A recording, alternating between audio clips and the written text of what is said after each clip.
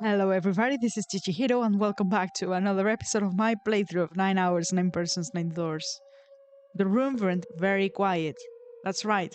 We're here at the chapel, and we're faced with an impossible decision to make, really. Out of the 7 of us that remain. Oh, geez, that was dramatic. Out of these people, who gets to go and who gets to stay?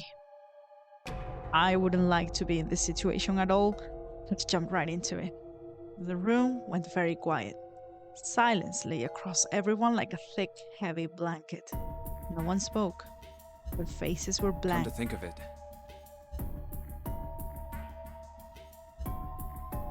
Desperate for something else to look at, Junpei turned his eyes to the room around him. what right. is this room? Right, I think they were talking about if this is a puzzle, as A suggested that, oh, maybe one of the doors is fake. But if this were a puzzle, they were saying maybe there would be some clues around this room or something. So right now, this is where we find ourselves at. The walls were covered with candles. The wavering flame made the shadows of Junpei and his companions look as though they were dancing. 2 rows of wooden pews filled most of the It room. looks like it's set up for some kind of ceremony. Mhm. But what kind? Between them was a strip of rich red carpet. Carpet ran straight through the room, ending at the door that pointed to the stern of the boat. At the other end of the carpet. Is that an altar? Yeah, this. Ah. This is where Snake is. It was a recessed space set into the wall between the 2 other doors. Sitting on a raised section of the altar was a coffin. Coughing. A coffin? It's not that one. No, we know it's not that one, but that has been indeed something that Junpei has been hearing about for a long time in this playthrough. No, it couldn't possibly be. Yeah, but if it wasn't, then whose body occupied it? Maybe no body at all, but that was as far as Junpei wanted to pursue that line of thought. No! God damn, it's so close yet so far. He decided not to think about the coughing for the time being. At that moment, Seven spoke. There was an edge of humor to his voice, but it was forced. Okay, I give up. I give up. I figured if we sat around here long enough, someone would volunteer. But I guess nobody's got the guts to do it. Volunteer for what? What are you talking about? Junpei didn't understand, and he wasn't the only one. What? You guys didn't figure it out yet? Wh- Fine. Let me enlighten you. Clover was mostly right with her little explanation earlier, but she missed something. Did she? Oh, did she? She wasn't really wrong. She just. Screw it! Let me just write it out. Okay. Seven snatched up the notebook and began to write in it. Everyone else clustered around him, desperate for a look. If you're trying to leave with a group of 3 and a group of 4 and get everybody out, Clover's right. Oh. Oh, damn. But there's another way. Only one combination, though. Oh, shit. Is he really volunteering to stay behind? If you split us up into groups of 3, 3, and 1, you can make this combination. Oh, no. I mean, ah. Okay, we were talking about this earlier, right? From a utilitarian point of view, this is the solution that leaves the fewest people behind. And you would think that this is the best solution, and I might be inclined to agree in this situation, but how can we make this choice? I mean, if he really volunteers, then we should take it up, right? I don't know. What would you do in this situation? Wait, this means. Don't get me wrong here. I'm not trying to copy Ace or anything like that. Right. Even if he hadn't been the hero back in the big hospital room, I'd still be saying the same thing. Really? I mean, I believe it coming from him, honestly. I believed Ace, and you see how that turned out, but am I trusting someone again and I'm just getting stabbed in the back? I don't think so. The same thing? Are you saying? Yeah, I am. I'll stay behind. Oh, man. Uh, Huh? Uh, why are you acting so heroic all of a sudden? Are you some kind of idiot? Lotus was the first to speak. And you know what's the real tragedy here? Um, well, several, honestly. But we remember what's behind these two door nines, right? Doors nine? What would be the plural of that? Anyway, not important. Um, there's an incinerator, and there's another door nine. Just the one this time. So you're still gonna have to make a choice later on. That in itself was a little strange. She reacted much differently when Ace had volunteered. Oh, is she worried? No, I am completely against this. I'll be goddamned if I'm gonna have to owe you for getting out of here. Okay, so she's probably a little frightful about this whole thing. I think she really cares, though. The rest of them began to speak all at once. I'm against it too. I didn't want to leave Ace behind, and I don't want to leave you either. I would expect nothing else from June in this situation. I don't like that idea. There's gotta be other options. But there's not, really. I disagree as well. I can't say I care much for you being the hero. Finally, they quieted down. Junpei looked at Seven. Okay, what's Ace cooking here, you know? Is he just really that petty?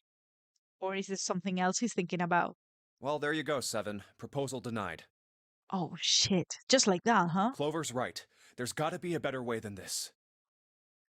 Seven made some noise that was somewhere between a derisive snort and a cough. Doesn't make any sense. He was doing his best to pretend they were making a foolish decision, but Junpei could see the twinkling of water at the corners of Seven's eyes.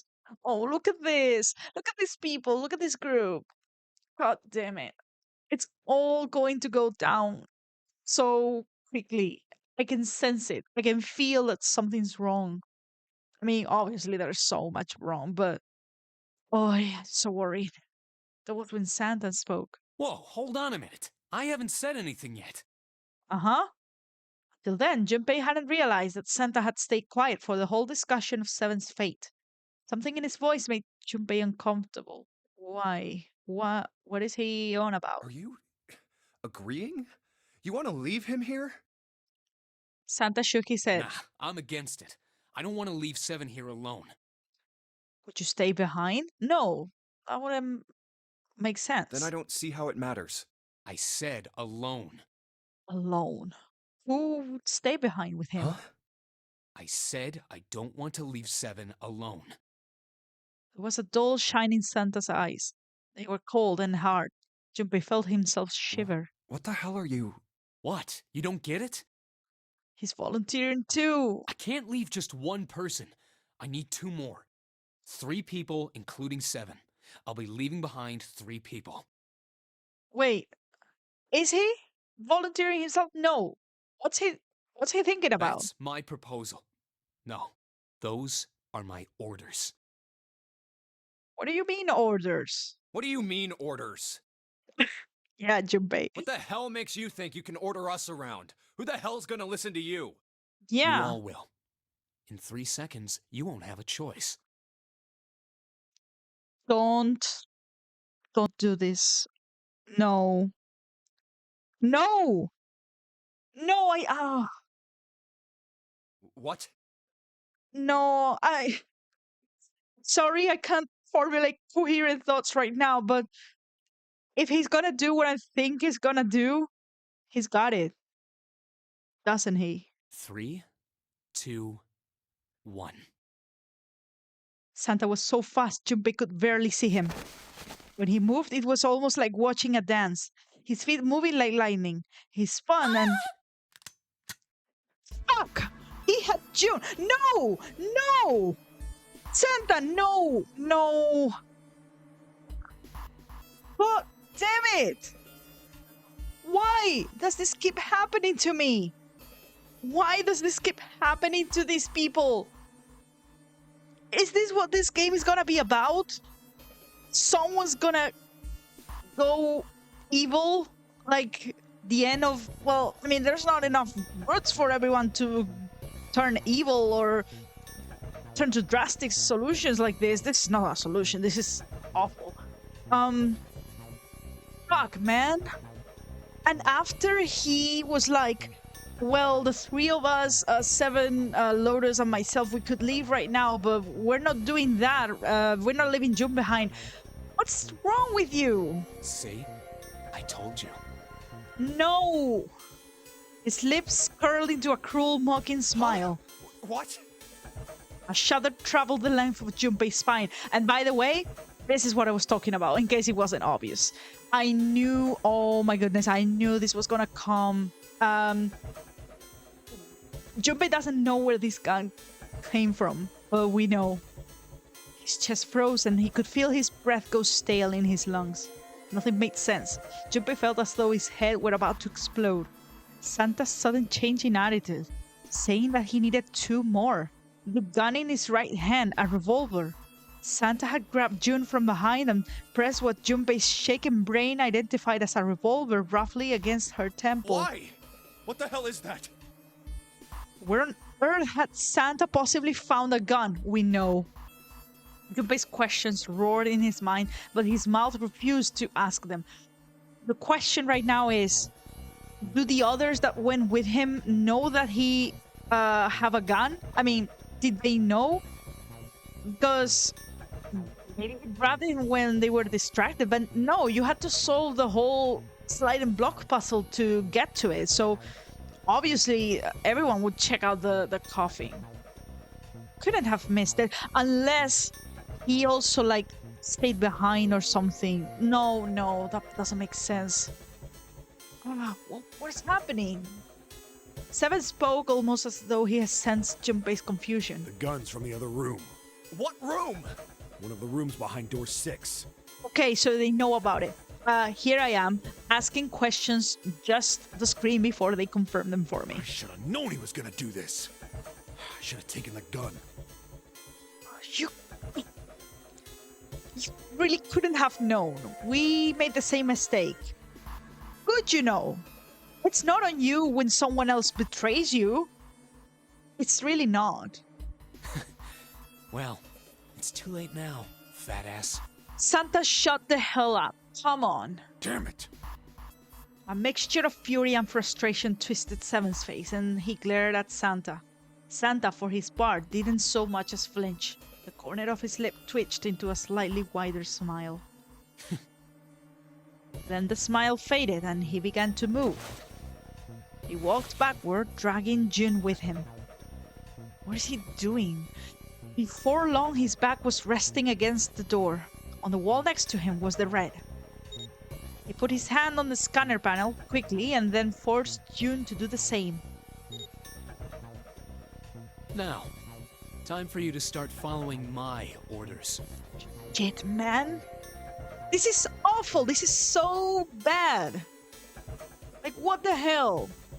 Ace, Lotus, congratulations. I've chosen you to come with me. Oh. Come on. Put your hands on the red. 3 + 6 + 1 + 8 = 18. That was what Santa had meant when he said he needed 2 Hey, more. You deaf? I gave you an order. Now the question is, what are they gonna do? What are Lotus and Ace gonna do in this situation? Honestly, knowing what we know from Ace and the lengths he went to the last episode, I can see him, like, taking this. Lotus, however, I don't know. Santa's eyes narrowed to slits. He glared at Ace and Lotus. They stayed frozen like deer caught in the headlights of an oncoming car. Fine. I didn't want to waste any bullets, but you guys just don't get it. No, shut up, no. No sooner were the words out of Santa's mouth than his hand twitched. And the gun roared. No! Oh, shit. A section of the floor exploded, scattering wooden splinters across the floor. A thin plume of smoke snaked out of the hole in the floor. There could be no doubt that the gun was real and worked. He really shot it? Why? Santa, why are you... What the hell, man? Clover's voice spoke of betrayal and disbelief. Right. Well, no, actually. She doesn't directly know him. We know that she knew the girl that I think was Santa's sister. Would she have known about Santa? I don't know, but if they say something about the fact, maybe Clover could say something that might make Santa reconsider. I don't know. Maybe I'm too sentimental for this. Santa, I thought you were one of us. I thought we were friends. Yeah, me too. What? You knew about the leaf words and the four-leaf clover. Yeah, okay. Yeah. I forgot about this. Sorry. Yeah, she knows that he knows about this stuff. So she knows that he was involved in the experiment 9 years ago. So, come on.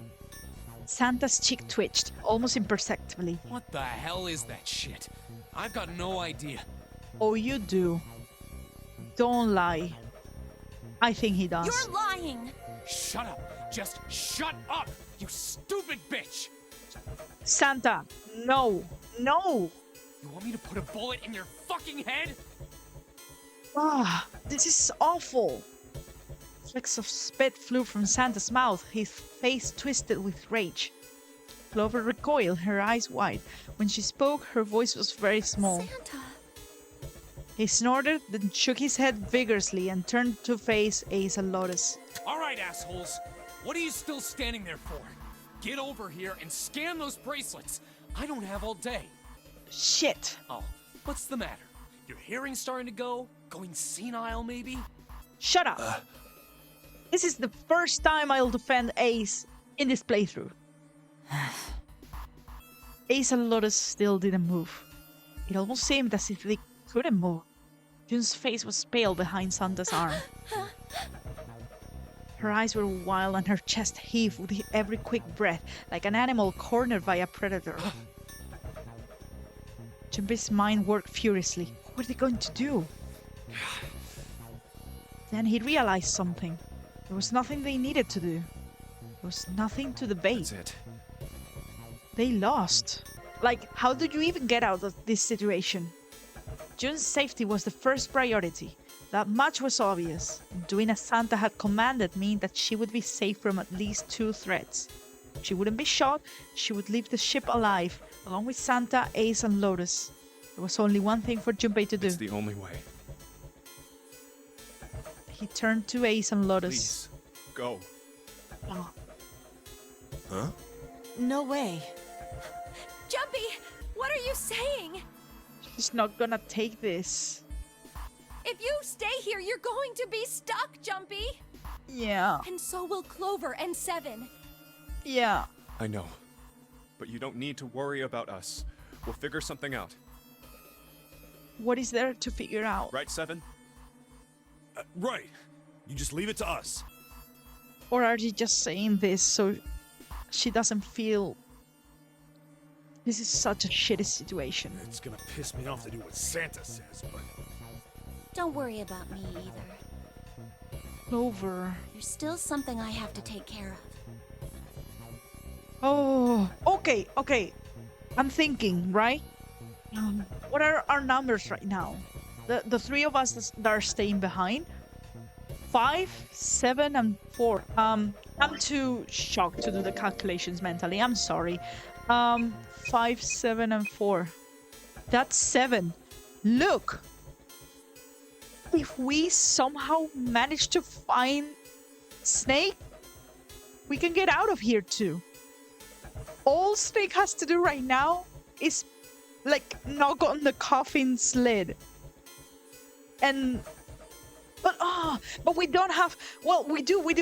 We have Clover's note, and maybe we can figure out that riddle and find out the combination. Oh shit. That can be a thing. Hang on.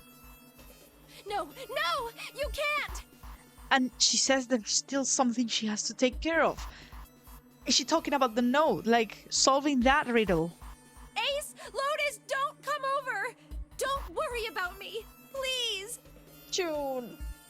She's so precious. She was almost crying. Jumpy walked around behind Ace and Lotus. He gently placed a hand on each of the shoulders Please.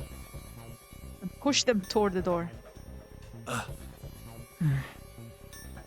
They almost stumbled and righted themselves and took another step and another. They turned around and Junpei nodded. Oh, all right. This feels so wrong. I mean, obviously, but look at Ace. We're not even learning if he's like evil in this route. Instead, it's Santa, you know? Like, if this was your first playthrough of the game, you would have no idea. Shit. This is good. This is interesting because there's other games that have like routes where events change depending on which side you're on, I guess, or the decisions you make, but you're getting like all new perspectives here. Like characters you would have never suspected would do anything wrong suddenly turn on you. Characters you know would go to such despicable ends just get to live and like get off scot-free. Oh, Fine. Ace and Lotus turned around again and walked slowly toward the door where Santa was waiting for them. And pains me to say, but I understand Santa. Like, obviously I don't condone anything of what he's doing now, but he's been in this before. He's been a participant in the game before, and I don't know if he was part of the crew that were... No, I think I do know. Clover said he was in the control group, right? Like in Nevada. So he wouldn't have been on the ship, but if I'm right about the sister theory, his sister would have been. He suffered a lot. And not that it justifies this, but it explains it, you know? After what seemed like an eternity, they stopped in front of the door marked 9. Santa smiled. All right, now let's get those hands on the scanner panel. What's the holdup? What? You think I'm fucking around here? I don't give a shit about this girl. The red doesn't need a person, you know? Oh, yeah. Oh, I hate it. I hate it so much. Santa, I'm so disappointed. I know that this means nothing to him. You know. All I need is the bracelet. You get it? Good. Now put your fucking hands on the scanner. I'm not gonna say it again. He shoved the revolver harder against June's head and she winced. Fine. Ace sighed, defeated, and placed his hand on the scanner panel. Lotus went next. Lotus glared at Santa and slammed her hand onto the scanner panel. The 4th asterisk blinked on. Good job. Now, Lotus, pull that lever. As soon as the door opens, you get your ass in there. Try anything stupid, and you know what happens, right? Shit. Junpei could almost hear Lotus's teeth grind.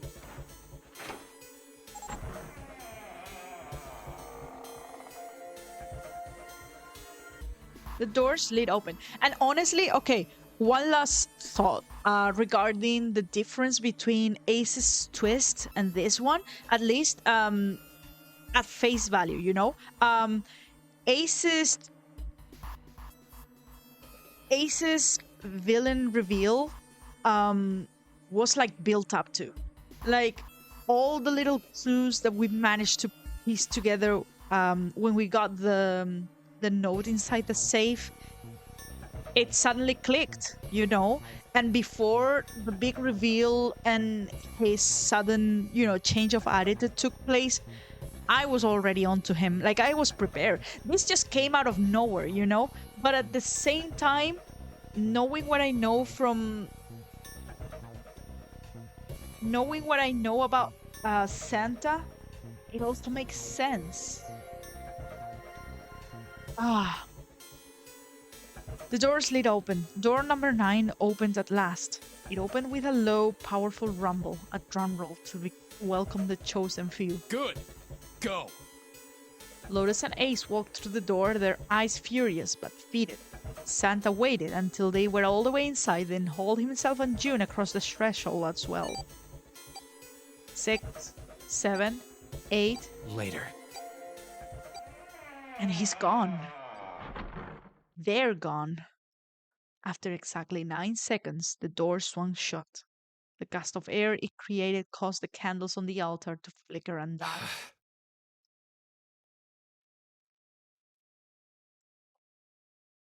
The room fell silent. Junpei, Clover, and Seven had been left behind. Uh, Snake, now would be a good time to knock on that coffin. Clover looked down at her hand and traced with her finger the faint blue veins that crisscrossed them.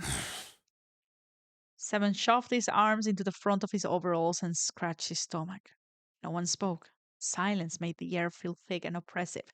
Clover, now would also be a good time to say what you have to say. Desperate for something, anything to occupy his mind, Junpei walked to the larger of the 2 9 doors. He stood in front of it and looked at the red. It read engaged. He moved to the smaller door.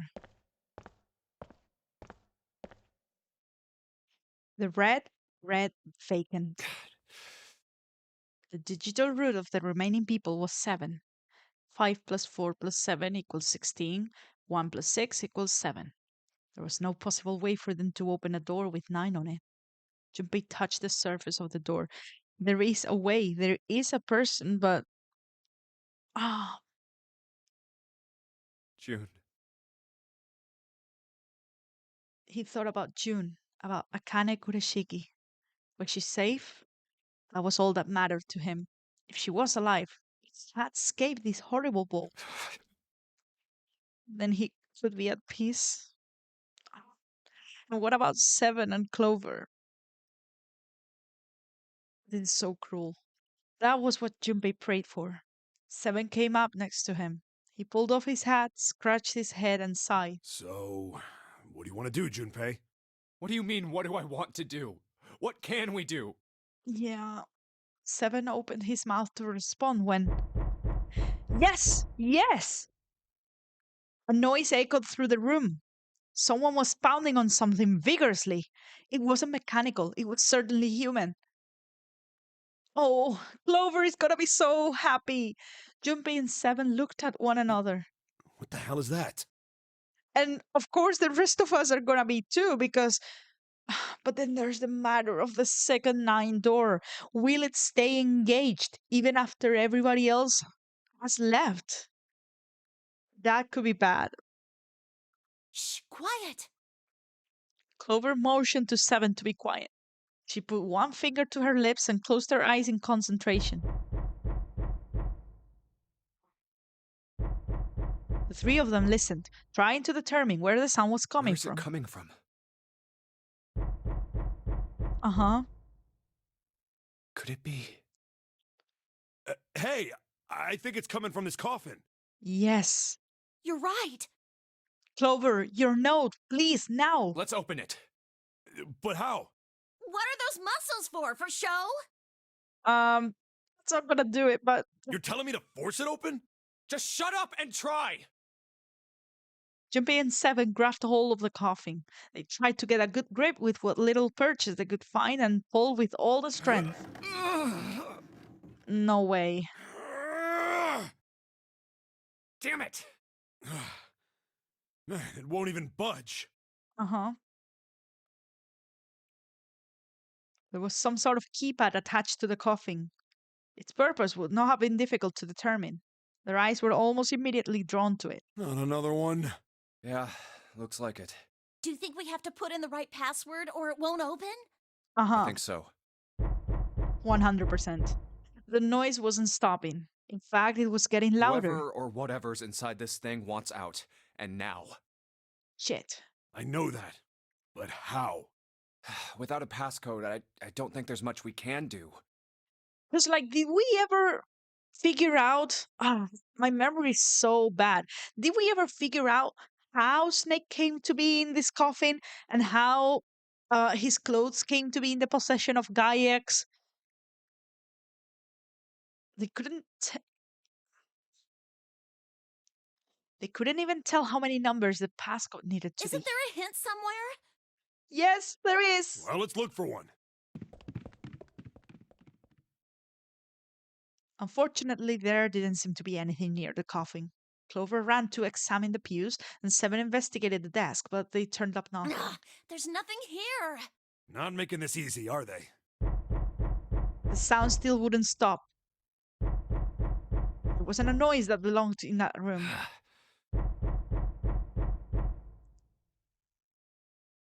What's the passcode? What am I supposed to do? How can we figure it out? There's a typo right there. I need something. Come on. The world blinked. Huh? Suddenly, there was a voice inside of Junpei's head. Huh?